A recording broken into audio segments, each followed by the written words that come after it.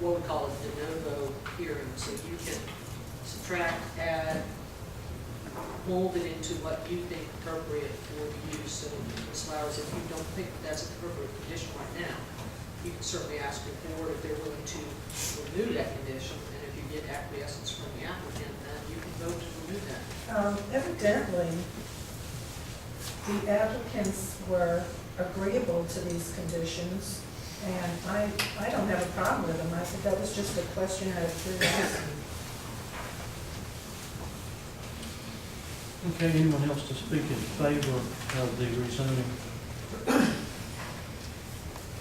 Okay, hearing no one, anyone to speak in opposition to the rezoning?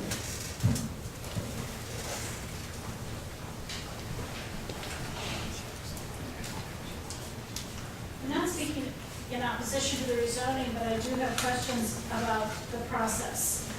You said there was an open house on September 28th? And that was where, did you ever post that as a town meeting so that if other people in the town wanted to attend, they could attend? It was on, you're telling me that, because the open houses are usually by invitation only, we would mail to a small group. We mail to, well, that's how you want to find school. We mail to everyone within a quarter mile. And we also post it on our website. Okay, so it was posted as an open meeting on the website. Thank you. You know, historically, we call them open houses, but they're really closed houses because they haven't been published as town meetings. And I will continue to ask that every rezoning, these open houses, give the opportunity to everyone in the community who want to attend, maybe opportunity. I think it is wrong, it's been historical, I think it's incorrect to just think of how it impacts those people.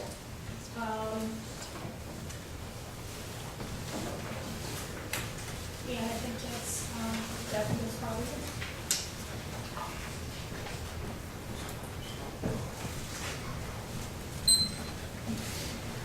Okay, anyone else to speak in opposition to the rezoning?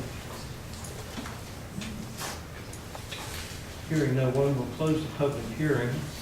Turn it over to the council for a discussion or motion. Mr. Mayor, I'd like to make the motion that the council grant the rezoning at the parcel located at 7906 Summerfield Road from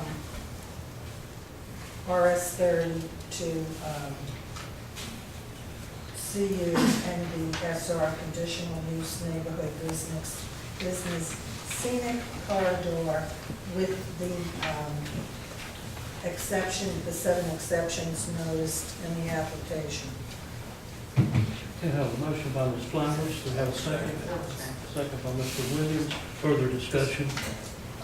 Be as noticed by the zoning board.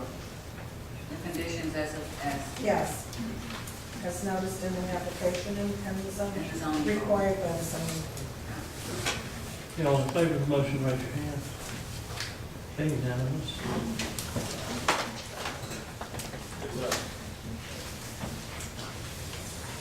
Okay, business from council appoint Jerry Pickett to Public Safety Committee. I think you have your application. And, Mr. Mayor, I'd like to ask that,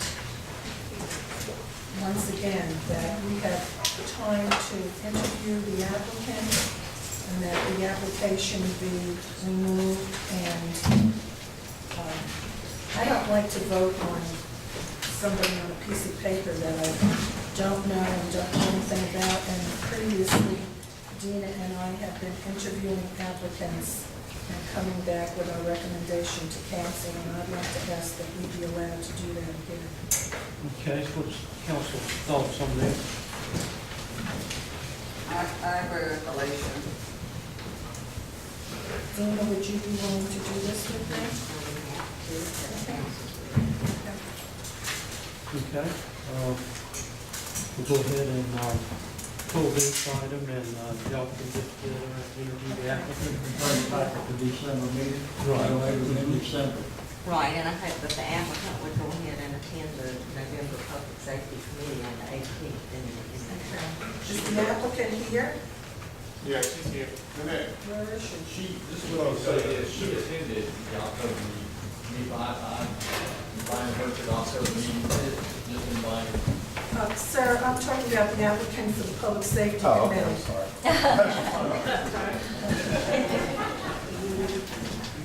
Also, is there a limit on the number of people that y'all can have? I mean, that will give you 10, and realistically, you need an odd number in case there's ever a tie.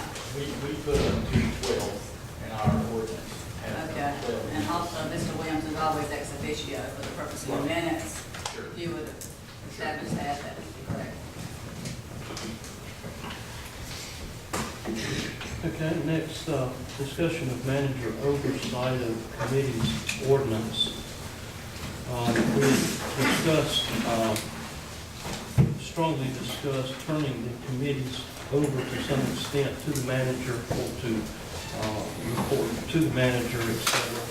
And we've got a draft ordinance that was in our packet. I think this has been changed somewhat since the packet has come out. And we wanted to see if we need to discuss that.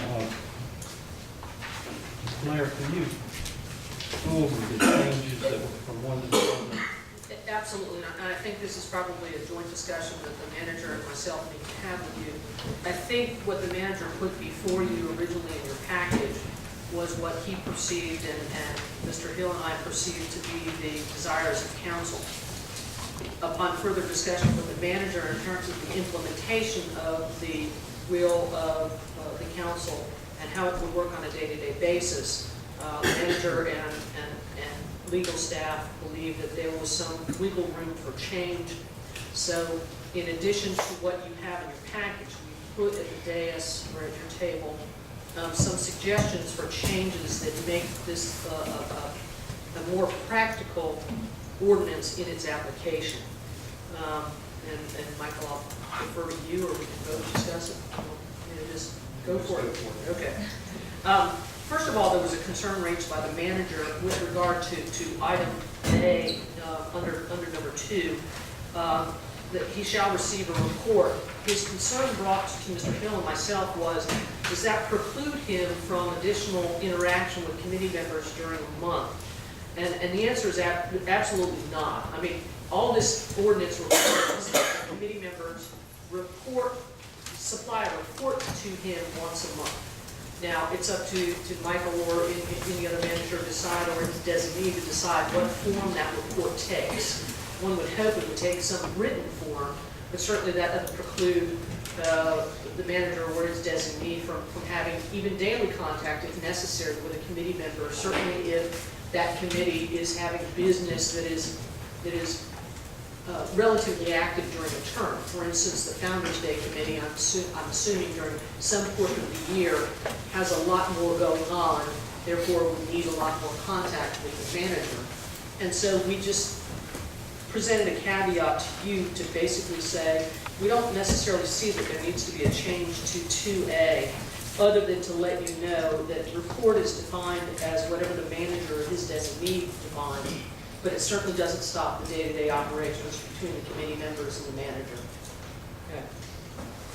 Okay. In terms of B, again, just as you discussed with the appointment of this individual to the Public Safety Committee, it has been a practice of this council to vet committee members, usually by 2 council members. The manager felt, although the direction was that he may have that authority, he felt more comfortable being the recommending person, recommending not only for appointment, but for removal.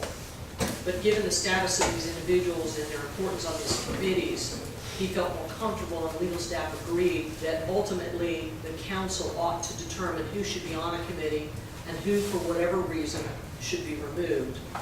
Now, we've placed some, the legalese on here. This is, I fall asleep and wake up to include but not limited to, okay?